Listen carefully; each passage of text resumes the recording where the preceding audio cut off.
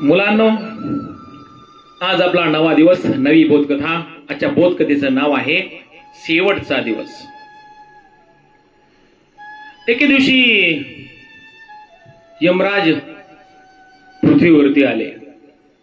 M म्हणजे कोण माहितीये ना? माणसाचा प्राण घेऊन जायला आलेला आहे, नाही माहित नाही, दंतकथा आहे. मग एक यम देवता एक वेळेस या पृथ्वीवरती आली आणि एका माणसाकडे गेली. त्या माणसाला सांगितलं, बघा ही यादी, या यादीमध्ये तुमचं नाव आज 1 नंबरला आहे. मी तुम्हाला आज घेऊन जायला आलेलो आहे.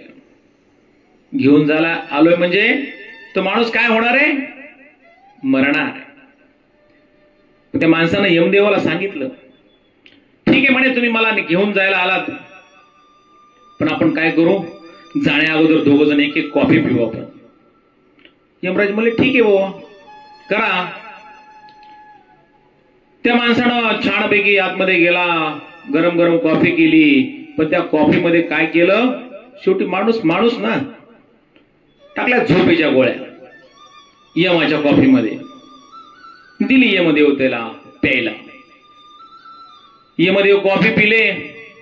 कॉफी पिल्यानंतर लागली ना यमाला झोप. झोपले यम. झोपल्यानंतर यानं काय केलं, ती यादी घेतली. काय 100-150 लोकांची काय यादी असत, आणि ती यादीमध्ये त्याचं नाव 1 नंबरला होतं. म्हणजे तो आता मरणार होता. त्यानं काय केलं, त्याचं नाव, ती यादी एडिट केली आणि त्याचं 1 नंबरचं नाव सगळ्यात शेवटी घेतलं आणि यादी आहे तशी परत त्या यमदेवाजवळ ठेवून दिली. थोड्या वेळानं यमदेव उठले ना. उठल्यानंतर त्यांनी त्या माणसाकडे पाहिलं. म्हणाले, वा वा वा, काय छान सेवा केली तुम्ही माझी. मस्त कॉफी बनवली होती.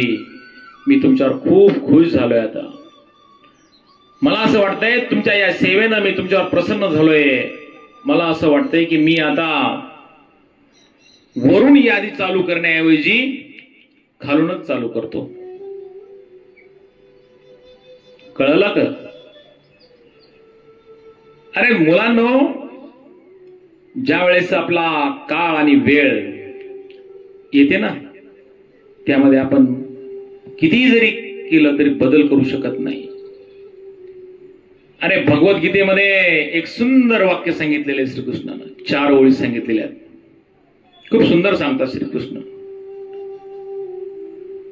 तू करता वही है जो तू चाहता है, होता वही है जो मैं चाहता हूं. तू कर वो जो मैं चाहता हूं, फिर होगा वो जो तू चाहता है. धन्यवाद.